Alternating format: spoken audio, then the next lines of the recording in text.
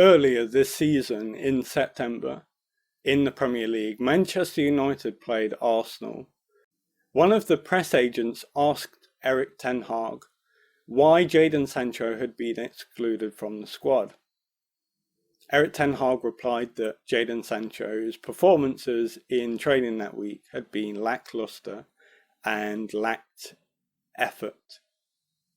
Jadon Sancho very quickly took to X and stated that Erik Ten Hag was a liar. And since then, that relationship has become untenable, unfixable, and very fractious. And it has split the Manchester United changing room practically 50-50. Players who believe that Jadon Sancho has been treated very harshly. He's been banished to train with the reserves and the youth team and to play EAFC at home for hundreds of thousands of pounds per week. Terrible punishment, I know. There are players who think that punishment has been too harsh, and there are players who are behind that punishment, and it has split the dressing room based off of those two opinions. But this is a symptom of Erik Ten Hag with regard to his character and his personality. He falls out with a lot of players. We know this: Cristiano Ronaldo, David De Gea, Raphael Varane, and Jadon Sancho. And this sort of personality, this conflicting personality, this personality which creates a lot of conflict, it creates tactical issues for Erik Ten Hag and Manchester United, as well as atmospheric issues, as well as relationship issues between players, and cohesion issues in the dressing room. But with regard to the tactical issues that it causes,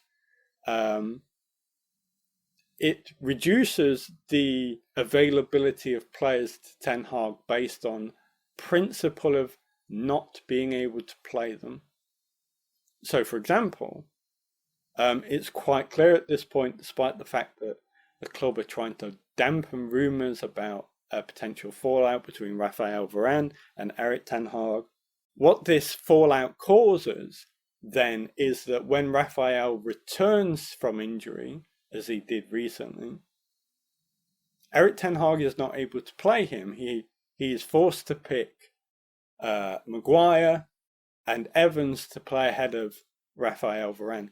Raphael Varane, one of the best centre-backs in the world, and over the course of his career has consistently been one of the best centre-backs in the world, has not been picked over Harry Maguire, who they wanted rid of at the end of last season, and Johnny Evans, who's 36, they got rid of once before because he wasn't good enough, and got relegated with Leicester last season. And what this also does, though, is it makes Manchester United fans look stupid. Because Manchester United fans will argue until they're blue in the face that the reason that Manchester United aren't performing well, the reason why the results are not there, is because they have injury issues. But when the coach gets a key player return from injury and doesn't pick him, all of a sudden, those arguments of key players being out being the reason for poor performances, that's no longer on the table for them. It's no longer on the table for them because when they do return, they might not get picked, and therefore they're not that important, are they? They can't be by definition.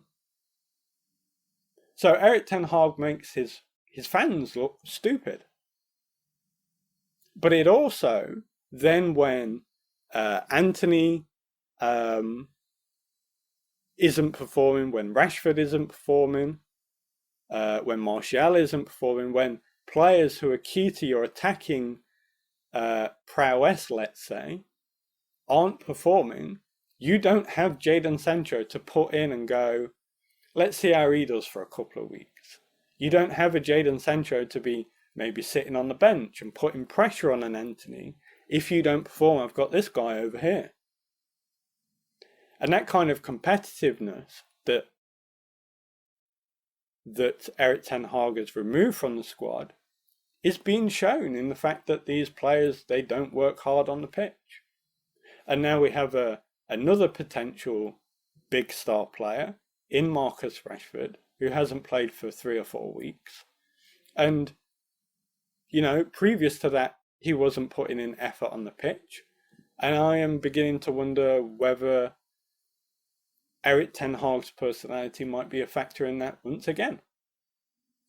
So, tactically, on the pitch, we have issues due to his personality. But not only that, but we also have tactical issues that are very conscious choices of Erik Ten Hag, away from him falling out with certain players. So, for example, it's quite clear at this point that Manchester United, they need 2 defensive midfielders to shield the back 4. And Erik Ten Hag has consistently made the choice to play one sitting midfielder. It's been Amrabat quite recently, alongside Scott McTominay, who is not a sitting midfielder. Scott McTominay is a player who will avoid carrying the ball. He's not particularly good at that. He's not particularly confident at that. And what he offers is like an 8, making late runs into the box, maybe grabbing a goal. But he has available to him Amrabat and Kobe Manu, who he seems to quite like. But he refuses to play the 2 together. And he would rather play McTominay and Bruno Fernandes, who are very attacking-minded midfielders. So, tactically, he makes very poor choices. Very poor choices. With regard to Varane, he has given up strength on the width of defence by moving Luke Shaw inside to centre-back, rather than playing a Varane, who he has potentially fallen out with.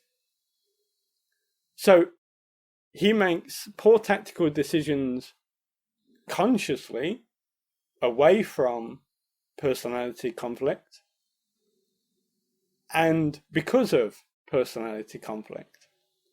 And he also makes poor transfer choices. For example, David De Gea has been moved out of the club, potentially as a consequence of the clash of personalities between the 2. And he has moved in Andre Onana, who costs the club a significant amount of money, who can't make the most basic of goalkeeping saves, simply because he offers the opportunity to play the ball out from the back, which is dependent on Lisandro Martinez, who was injured before they made that goalkeeping decision. And so, it's quite clear to me that yes, at Manchester United, there are issues of ownership, directors, probably on the board, probably in management, and probably in youth development, and with the players, and with the facilities. And all of that can be true. You can have all of those issues, and there's an issue with the coaching staff. There's an issue with Erik Ten Hag. Erik Ten Hag is not the right coach for Manchester United, and Manchester United is not the right club for Erik Ten Hag. If you like this video, don't forget to like, share and subscribe. Let me know in the comment section what you think about Erik Ten Hag and how long he'll stay at Manchester United, and whether it is correct that there can be an issue with the club and the manager at the same time. Let me know down below, and have a great day.